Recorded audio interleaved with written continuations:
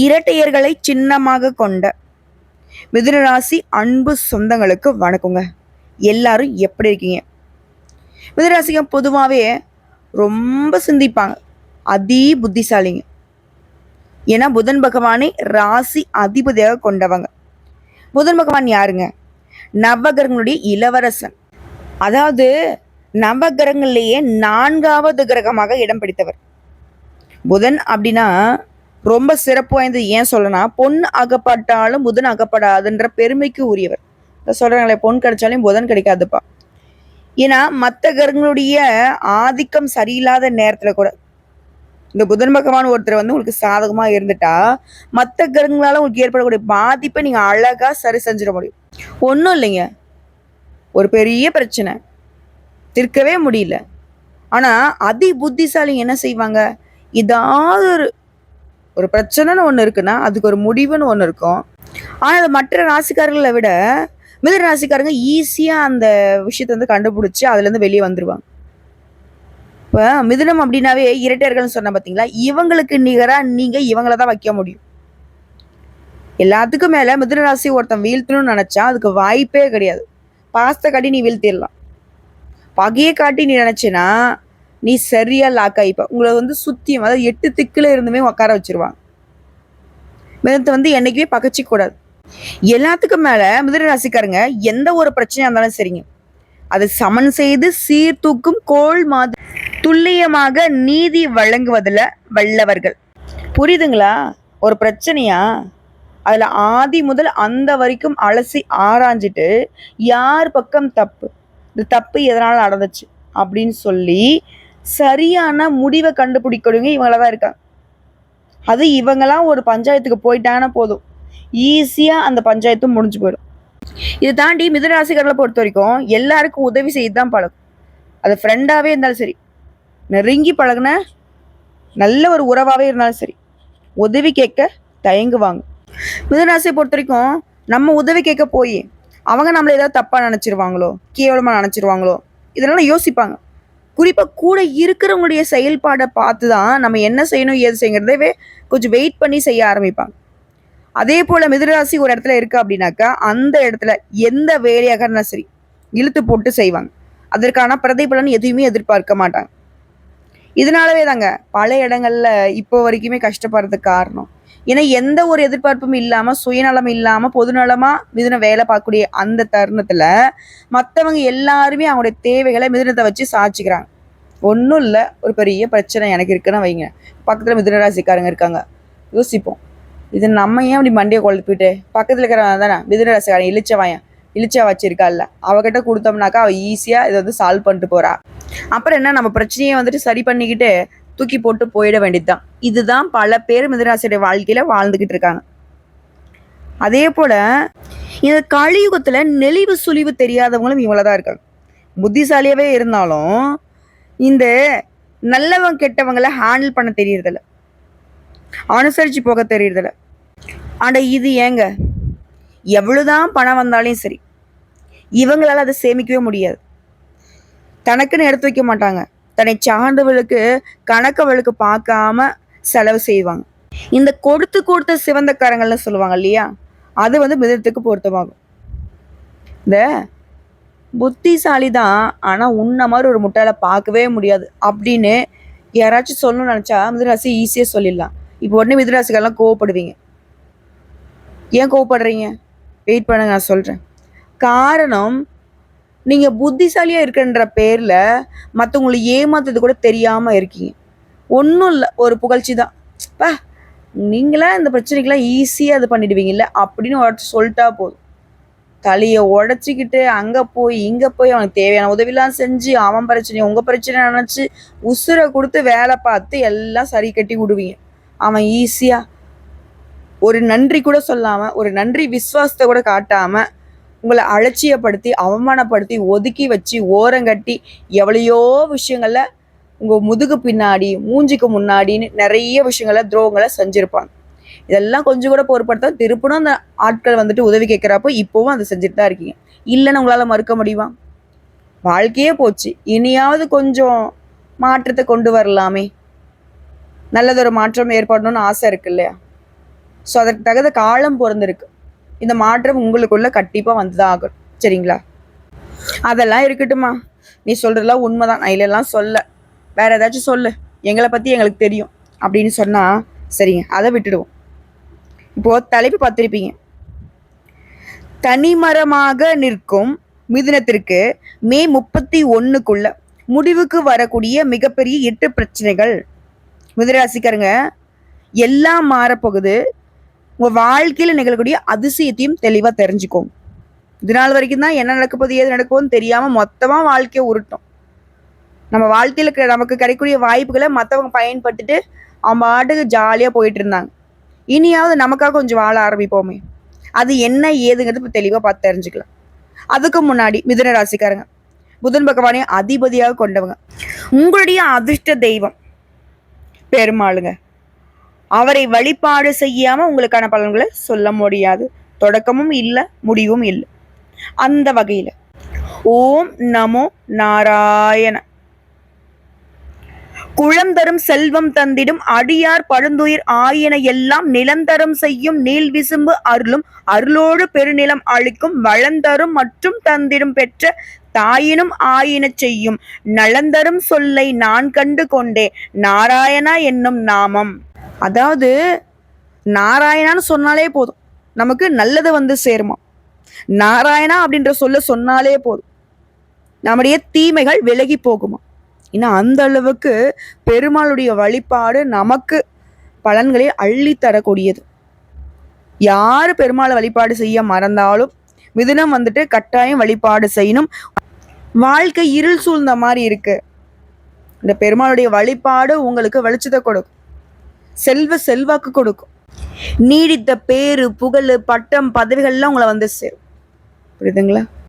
சரிங்க, இப்போ உங்களுக்கு வந்து இந்த 8 பிரச்சனை முடிவுக்கு வருதுன்னு சொன்னேன், உங்க வாழ்க்கையில அதிசயம் நிகழப்போகுதுன்னு சொன்னேன். அது என்னன்னா, 50 ஆண்டுகளுக்கு பிறகு உங்களுடைய ராசியில உருவாக்கூடிய திரிகிரக யோகத்தினாலதான் பணமும் வெற்றியும் உங்களுக்கு குவிய போகுது.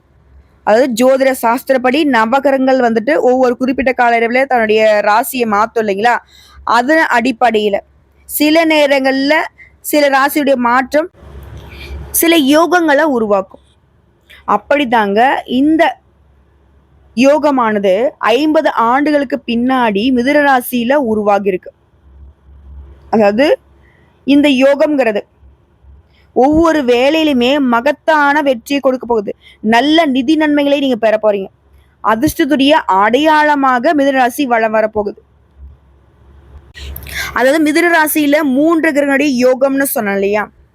நவ கிரகங்களையே இளவரசன பெயர் எடுத்த உங்களுடைய அதிபதி புதன் பகவான், அவர் கூடவே நவகிரகின் தலைவன் சொல்லக்கூடிய சூரிய பகவான், இந்த 2 கிரகங்களோட குருவுக்கெல்லாம் குருன்னு பெயர் எடுத்த நம்முடைய குரு பகவானுடைய சேர்க்கை.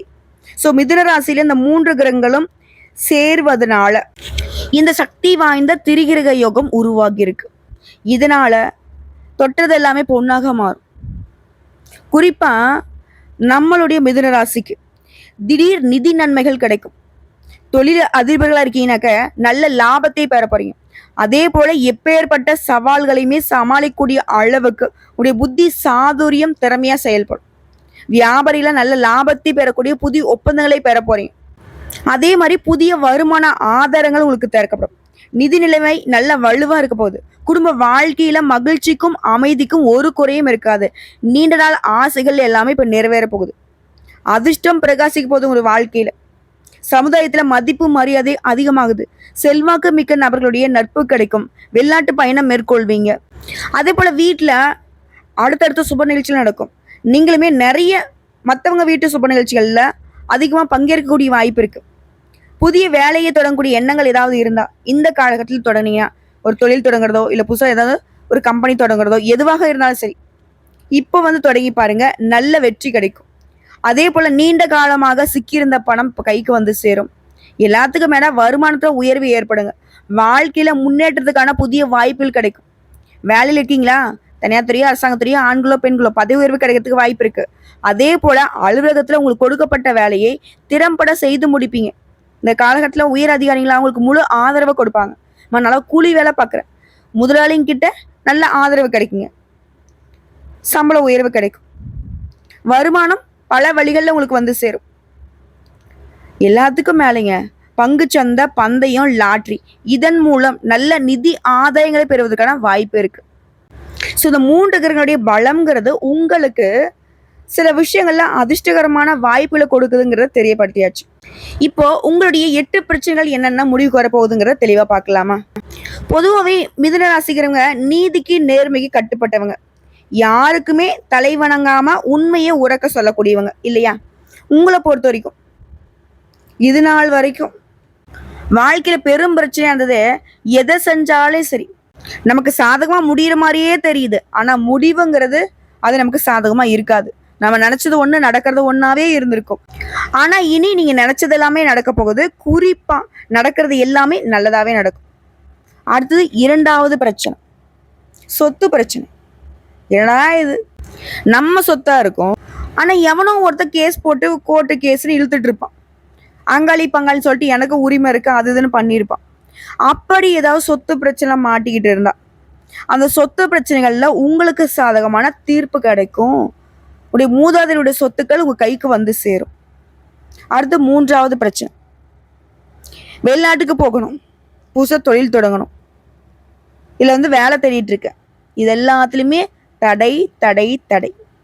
ஆனா இந்த காலகட்டத்துல எல்லாமே சாதகமா அமையும். அடுத்து 4வது பிரச்சனை, அரசாங்கத்தால ₹1 கூட நம்ம வந்து பயன் அடைஞ்சிருக்க மாட்டோம். அதே போல அரசாங்கத்துல ஏதாவது டெண்டர் எடுக்கிறது, இல்ல அரசு சம்மந்தமா ஏதாவது ஃபைல்ஸ் மூவ் பண்றது, ஒரு கம்பெனி சார்பாவோ இல்ல ஏதோ சொத்து பத்துக்கு சம்மந்தமாவோ அரசாங்கத்துக்கிட்ட போனா அந்த நம்முடைய தேவைகள் அப்படிங்கிறது தடைப்பட்டுக்கிட்டே போறது. ஆனா இப்போ அரசாங்கத்தால ஆதாயம் உண்டு. ஏன் அரசாங்க வேலைக்கே முயற்சி பண்ணா கூட சரி, கட்டாயம் உங்க முயற்சிக்கு ஏற்ப அரசு பணி நிச்சயம். அடுத்த 5வது பிரச்சனை, ஒரு மாதிரி நாம நினைக்கிறது ஒண்ணு நடக்கிறது ஒண்ணா இருக்கிறதையும் தாண்டி பொறுப்புகள் கூடும், வேலை சுமையும் கூடும். அவசரப்பட்டு செய்யற மாதிரிதான் எந்த ஒரு வேலையுமே வந்து நிக்குது.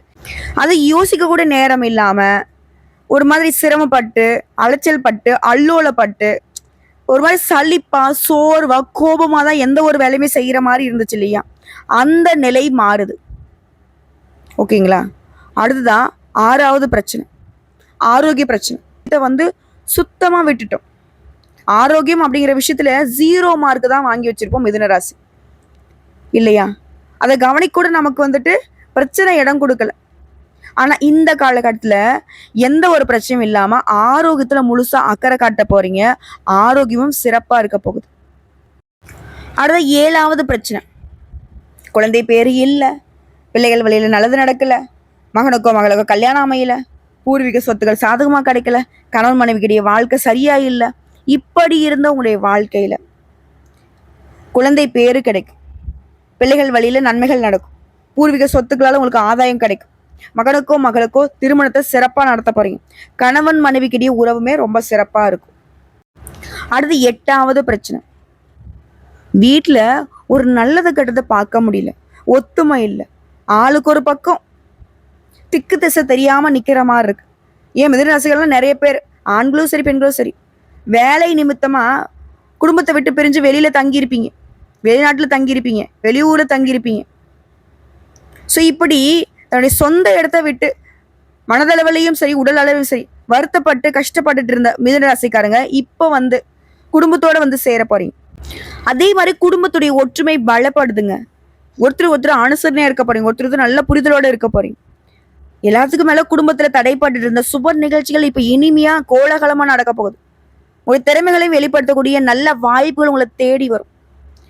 பணவரவுங்கிறது எதிர்பார்த்த வகையிலும் கிடைக்கும், எதிர்பார்க்காத வகையிலுமே உங்க கையில பணம் பொருள போகுது. அரசியல்வாதிகளுக்கெல்லாம் கோஷ்டி பூசல் சிக்கலால மாட்டிக்கிட்டு தவிச்சிருப்பீங்க. இனி அது எதுவுமே இல்லை. நீங்க சொல்றதான் மேலிடம் கேட்கும், நீங்க சொல்லக்கூடிய வார்த்தைகளை தான் உங்களுடைய தொண்டர்கள் வந்து கேட்பாங்க. நல்ல ஒரு செல்வாக்கு மிக்க நபராக வளம் வர போறீங்க. உங்களுக்கான அங்கீகாரம் கிடைக்க போகுது. வீடு வாங்க போறீங்க, மனைவி வாங்க போறீங்க, எல்லாமே அதிர்ஷ்டமா இருக்க போகுது. அதே போல தந்தையார்கிட்ட உங்களுக்கு இருந்து வந்த மனஸ்தாபங்களுமே நீங்குது. சேமிப்புகள் பல மடங்கு உயர போகுது. பணம் கொடுத்து ஏமாந்துருப்பீங்க, அந்த ஏமாந்த பணம் கூட கைக்கு வரப்போகுது. ஆனா இந்த நேரத்துல மிதுனம் செய்யக்கூடாத விஷயம்னாக்க இந்த இரவு நேர பயணங்களை வந்து செய்யக்கூடாது. அதே போல திரும்பவும் யாரையும் நம்பி பணம் கொடுக்க கூடாது, யாரையுமே நம்பக்கூடாது. இதுதான் நீங்க வந்து முக்கியமா எழுதி வச்சுக்க வேண்டிய ஒரு விஷயம். அதே போல பிரிந்து போன கணவன் மனைவி திரும்ப ஒன்று சேரத்துக்கு வாய்ப்பு இருக்கு. கணவன் மனைவிக்கிட்டே நல்ல அந்யுன்யம் பெருக போகுது.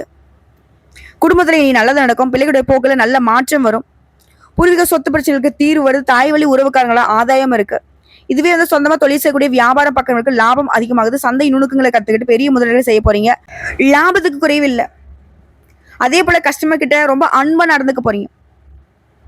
இது ஒரு பக்கம் இருந்தாலும் புதுசா ஏதாவது ஒரு துறை வருது, அதுல வந்து நான் தெரியாத விஷயம் தான், ஆனா முதலீடு செய்யலான்னு இருக்கேன்னு நினைச்சா சுத்தமா அந்த விஷயத்த அந்த எண்ணத்தை ஒழிச்சு கட்டிடுங்க. அது நமக்கு சரிப்பட்டு வராது. தெரிஞ்சதை மட்டுமே செய்யுங்க. அதுலேயே சிறப்பான முன்னேற்றத்தை பார்க்க முடியும். குறிப்பா கெமிக்கல், ஹோட்டல், துணி வகைகளால லாபம் பல மடங்கு கிடைக்கும். அதே போல பங்குதாரர்கிட்ட உங்களுக்கு இருந்து வந்த மனஸ்தாபங்களும் நீங்குது. அடுத்த உத்தியோக பணி, சவால்கள்ல வெற்றி பெறுவீங்க. சக ஊழியர்களை பகச்சிக்காம அனுசரணை நடந்துக்கோங்க. நீண்ட நாளாக நீ எதிர்பார்த்த பதவி உயர்வு, சம்பள உயர்வு இப்ப கண்டிப்பா உண்டு. அடுத்த கணினித்துறையில இருக்கவங்களுக்கு கண் பிரச்சனை, தூக்கம் இல்லாம போறதுக்கு வாய்ப்பு இருக்குங்க. அதை கொஞ்சம் பார்த்துக்கோங்க. மற்றபடி நீங்க நினைக்கிறது எல்லாமே நடத்தி முடிச்சுப்பீங்க. கலைஞர்களுக்கெல்லாம் உங்களை பத்தின விமர்சனங்கள் வரும், அதை புறந்தள்ளிட்டு வரக்கூடிய வாய்ப்பு மட்டும் கரெக்டாக பயன்படுத்திட்டா போதும். உங்களை விமர்சனம் பண்ணவெல்லாம் உங்களை புகழ்ந்து பேசுவாங்க. இது கலைஞர்களுக்கு மட்டும் இல்லைங்க, மிதுனராசி ஆண்களுக்கும் சரி பெண்களும் சரி, என்ன துறைகள்ல இருந்தாலும் சரி, என்ன வேலை செஞ்சாலும் சரி, நீங்க யாராக இருந்தாலும் சரி, ₹1 சம்பாதிச்சாலும் 1 கோடி ரூபாய் சம்பாதிச்சாலும் சரி, உங்களுக்கு உயர்வு நிச்சயம். ஏன்னா மிதுன ராசியில தான் அந்த திருகிரக யோகமே உருவாகி இருக்கு. ஸோ இப்போ வரைக்கும் பார்த்தது நல்லதையும் பார்த்தாச்சு, ஒரு அளவுக்கு வந்துட்டு சாதகம் இல்லாத விஷயங்களையுமே நீங்க எப்படி சமாளிக்கணுங்கிறதையும் பார்த்தாச்சு. ஆனா ஒட்டுமொத்தமா சொல்லணும், பெரும்பாலும் உங்களுக்கு நல்லது மட்டுமே நடக்க போகுது. உயர்வு வரப்போகுது.